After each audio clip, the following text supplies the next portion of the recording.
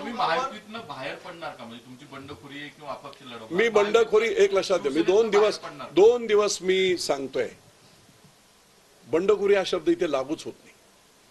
लोकशाहीला वाचवण्यासाठी तेच पवार अगोदरचा लढाई अशी असायची की पवार विरुद्ध कांचनताई होती, जानकर होते, विरोधकांना लोकशाहीमध्ये आपले मत. पण इथे आता पवार वर्सेस पवार. शिवसेना सोडणार तुम्ही, त्यासाठी शिवसेनेतनं बाहेर? नाही, आता बाहेर पडण्यास मी आता लढाई लढणार हे नक्की झालंय. मी बंड नाही, याला परत सांगतो मी तुम्हाला, हे बंड नाही, हे शिवसेनेचं बंड नाही, ही न्यायाची लढाई. याच्या अगोदरी अपोजिटला असायचं ना कोणतरी, पवार एका बाजूला असायचे, दुसऱ्या बाजूला कांचनकुले होत्या, कधी नलावडे होत्या, कधी जानकर होत्या. आज कोण आहे? पवार वर्सेस पवार. मग ह्या 5,80,000 लोकांनी जायचं कुठे? म्हणून ही न्यायाची लढाई लोकशाहीतली मी लढतोय. मी बंड करत नाही. लोकांची जी भावना आहे ती भावना व्यक्त करण्यासाठी त्यांना मतदानाची संधी मिळावी म्हणून हे काम. तुम्ही याचं नाव नमो विचार मंच केलेलं आहे. तुम्ही शिवसेनेचे पदाधिकारी आहात, याआधी मंत्री राहिलेला आहात. तुम्ही शिवसेनेच्या नावानं मंच करण्याच्या ऐवजी तुम्ही नमो विचार मंच काढला. देशामध्ये अजित पवार हे नरेंद्र मोदींकडे गेलेले आहेत. नरेंद्र मोदी अजित पवारांचं कौतुक करतात. तुम्ही नरेंद्र मोदींच्याच नावाने विचार मंच काढता आणि अजित पवारांना आव्हान देता. म्हणजे वरचे नेते अजित पवारांचं कौतुक करता, तुम्ही अजित पवारांच्या विरोधात लढता. हा विरोधाभास नाही का वाटत? तुम्ही नरेंद्र मोदींच्या नावाने विचार मंच केला, त्याचं कारण काय? तुमच्यावरती असा आरोप होतोय, बापू काही नेते असं खासगी सांगतात की हे भाजपचंच काम आहे, भाजपनंच बापूंना सांगितलंय का की निवडणूक लढवा?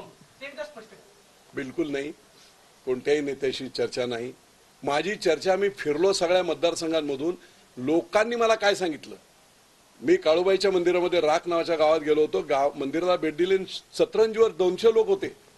आणि ज्या रिॲक्शन मी तिथे पाहिल्या, आम्हाला मत ना सुप्रियाताईला द्यायचं आहे, 15 वर्ष त्यांनी काय केलेलं नाही, ना आम्हाला सुनेत्रताई. कोण सुनेत्रताई? अजित पवारांची मिसेस म्हणून आम्ही मतदान करायचं? काय लोकशाही आहे? काय कॉन्ट्रीब्युशन? आणि म्हणून अजिबात नाही कोणत्या नमो. मी एवढ्यासाठी म्हणतोय, नरेंद्र मोदींवर या देशातल्या करोडो लोकांची श्रद्धा आहे, तशी विजय शिवतारेंची श्रद्धा आहे. आज बाळासाहेब असते तर गोष्ट वेगळी असती. शिंदे साहेब कोणाला मानतायत? नरेंद्र मोदींना. देवेंद्र फडणवीसांचं अधिष्ठान आणि जागा गुरु कोण? नरेंद्र मोदी. सर्वांचेच नरेंद्र. कारण देशाला चालवायला आदरणीय पंतप्रधान नरेंद्र मोदींशिवाय दुसरा पर्यायच नाही आहे. आणि डेडिकेशन काय आहे त्यांचं? त्याच्यात सगळ्यात महत्वाची, 70 वर्ष काँग्रेसने राजकारण केलं. त्या राजकारणामध्ये प्रत्येक जिल्ह्यात त्यांनी सुभेदार नेमले. एकाचा कारखाना, एकाची दूध डेअरी, एकाची बँक. नरेंद्र मोदींनी देश आणि भाजपचा शेवटचा एंड गोल काय आहे? राष्ट्र. RSS असो, भाजप असो. आणि म्हणून देशाप्रती कमिटेड. चुकीचं ठीक आहे, ईडी करून कोणाला नामावर सगळं काय करत असतील, पण शेवटी त्या सगळ्याचा एंड, त्या सगळ्याचं अंतिम ध्येय हे राष्ट्र घडवणे आहे. आणि म्हणून नरेंद्र मोदी, ते आता द्रोणाचार्य सुद्धा, मला मानू न मानू, द्रोणाचार्यांनी एकलव्याला ऍक्सेप्ट केलं नव्हतं, पण तरी एकलव्य झाला मोठा योद्धा. होऊ शकते नाही. जागेची मागणी का केली? आता ते महायुती, ते आमचे नेते करत असतील. ते आता हे सगळं पाहिल्यावर नेते करतील, बोलतील काय असेल. आणि महायुतीच्या जागा अधिकच्या यावा याकरता आता अमित शहा प्रयत्न करतात, देवेंद्र फडणवीस करतात. महायुतीकडून आपल्याला जर विधानसभेची काही ऑफर आली, विधानसभा कोणी पाहिली हो? 6 महिन्यात विधानसभा एक महिने. मी आज सांगतो तुम्हाला, 2024ची विधानसभा सगळे सेपरेट लढतील.